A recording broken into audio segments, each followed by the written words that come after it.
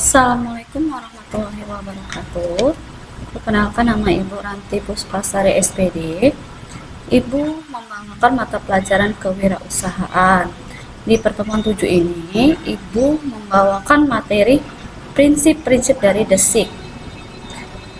Jadi, sebelum kita memasuki materi ini, sebaiknya kita berdoa.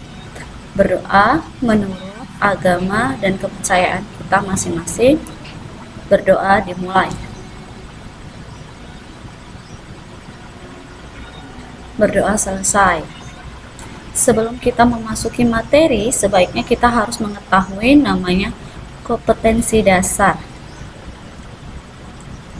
Kompetensi dasar yang pertama adalah menganalisis konsep desain atau prototipe dan kemasan produk barang atau jasa. Dan yang kedua, membuat desain atau prototipe dan kemasan produk barang atau jasa. Tujuan pembelajaran. Yang pertama adalah peserta didik mampu menjelaskan prinsip-prinsip DESIK. Dan yang kedua, peserta didik mampu mengidentifikasi desain prototipe sepeda motor. Kita masuk ke dalam materinya yuk. Oke, di sini ada namanya prinsip-prinsip DESIK. Kamu harus mengetahui apa-apa saja prinsip-prinsip dari DESIK. Yang pertama adalah keseimbangan. Keseimbangan adalah suatu kualitas nyata dari sikap objek di mana perhatian visual dari dua bagian pada dua sisi dari pusat keseimbangan atau yang disebut pusat perhatian yang sama. Jadi, DESIK ini harus memiliki namanya keseimbangan antara suatu produk, desain, dan untuk kemasannya. Kalau dalam sepeda motor, apa yang mau kita luncurkan, kita harus mendesain dulu. Bentuknya seperti apa, modelnya seperti apa, kita harus mendesain, harus seimbang dengan produk yang akan kita keluarkan. Dan yang kedua ada kesatuan. Kesatuan ini yang disebut unity atau kesatuan. Kesatuan merupakan keterpaduan yang berarti yang tersusunnya beberapa unsur menjadi satu kesatuan yang utuh atau serasi.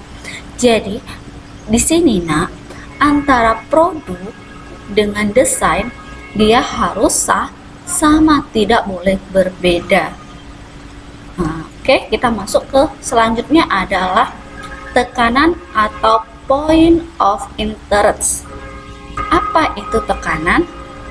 Tekanan adalah focal point atau pusat perhatian dalam sebuah komposisi ataupun bangunan, yaitu berupa area yang pertama kali ditangkap oleh pandangan mata. Jadi tekanan itu untuk mencuri suatu pelanggan. Gimana sih maksudnya, dari sebuah desain, dari sebuah produk itu kan akan dipandang oleh seorang konsumen. Jadi dari seorang konsumen itu bagaimana supaya produk itu jadi menarik untuk ke konsumen agar produk itu bisa terjual secara terus-menerus. Dan selanjutnya ada yang keempat adalah urutan. Urutan ini adalah suatu peralihan atau perubahan pengalaman dalam pengamatan terhadap komposisinya. Jadi, kalau membuat suatu produk atau DESIK atau disebut dengan desain, itu biasanya harus secara berurutan. Nggak mungkin kamu membuat suatu produk itu secara berlompat-lompat.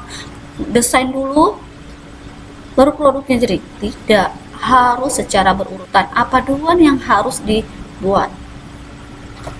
Dan yang kelima adalah irama. Irama ini adalah elemen desain yang dapat menggugah emosi dan perasaan yang terdalam. Kenapa? Kalau suatu desain menarik, pasti membawa suatu konsumen agar dia bisa membeli suatu produk yang akan kita keluarkan. Itu adalah irama, bentuk dari perasaannya. Dan sekarang adalah yang terakhir, keenam ini adalah skala. Skala adalah suatu sistem pengukuran di mana dalam suatu satuan itu yang berupa sentimeter, inci, ataupun lainnya dari unit-unit yang akan dapat diukur. Jadi nggak sembarangan membuat produk. Apa-apa saja itu harus menggunakan namanya pengukuran. Suatu produk, desain, itu menggunakan suatu pengukuran, nggak langsung jadi. Oke, sekarang kita masuk ke dalam metode desik. Metode desik ini yang pertama kali adalah explosing. Apa itu explosing? Explosing itu adalah metode untuk mencari inspirasi dengan berpikir secara kritis untuk menghasilkan suatu karya desain. Jadi, inspirasi kalian itulah yang bisa menampilkan desain yang semenarik mungkin agar suatu desain produk yang akan kalian keluarkan itu bisa berjalan dengan lancar. Dan yang kedua adalah redefining. Redefining ini adalah metode yang digunakan untuk cara pengolahan kembali secara atau suatu desain untuk menjadi bentuk dan yang berbeda-beda yang lebih baik lagi. Jadi bisa kamu mengeluarkan suatu produk yang baru, mendesain produk yang baru dengan satu jenis produk. Bisa kamu desain kemasannya ataupun suatu bentuknya. Itu semua itu tergantung pada inspirasi kamu yang disebut dengan explosing. Jadi itu harus seimbang antara refidencing dengan explosing. Dan selanjutnya adalah managing.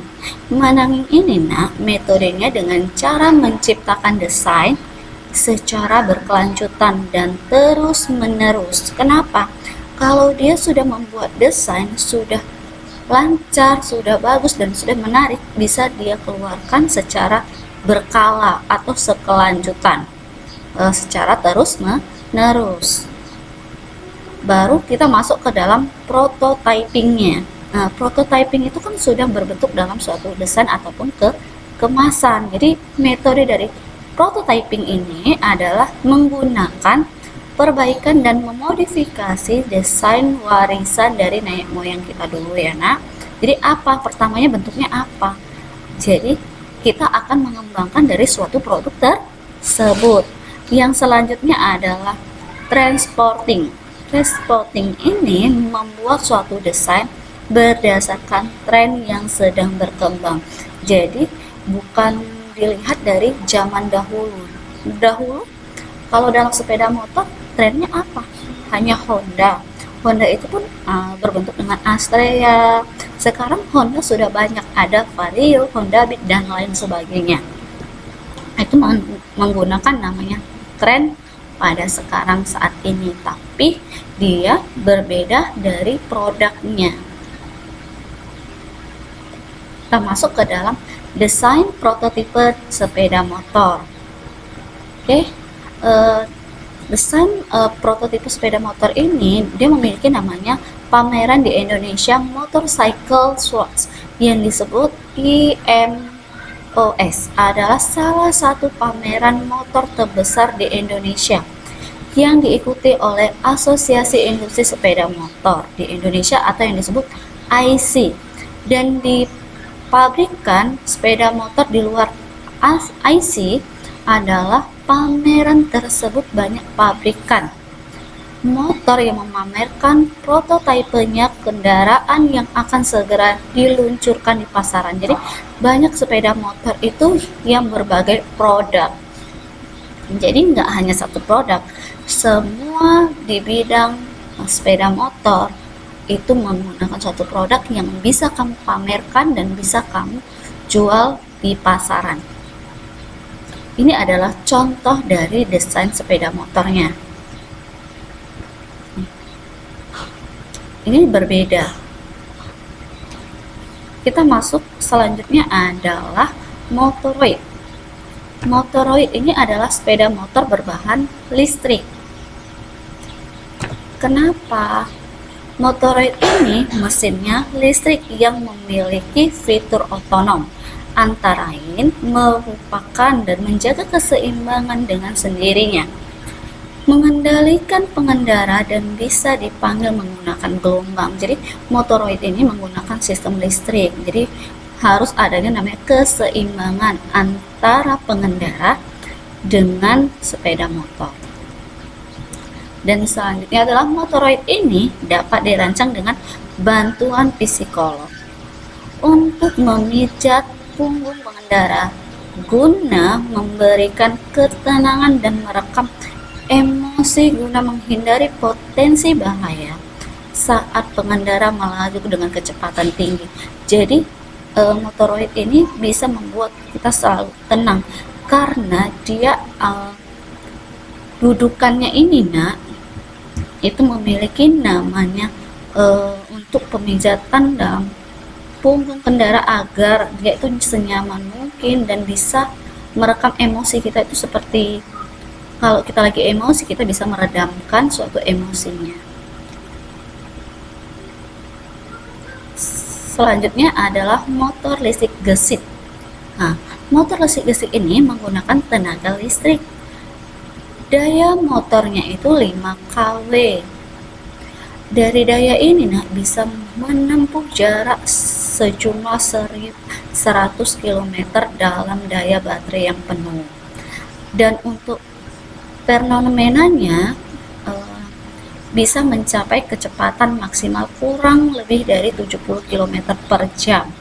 Untuk pengisian dayanya itu ternyata terbilang dari mudah ataupun cepat. Pengisian baterai motor listrik gesitnya itu hanya membutuhkan waktu 3-4 jam saja sampai baterai terisi penuh.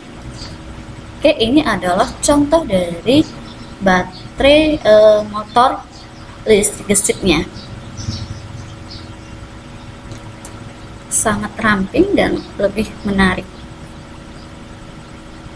dan ramah lingkungan ya Oke, itu saja materi yang Ibu sampaikan pada hari ini.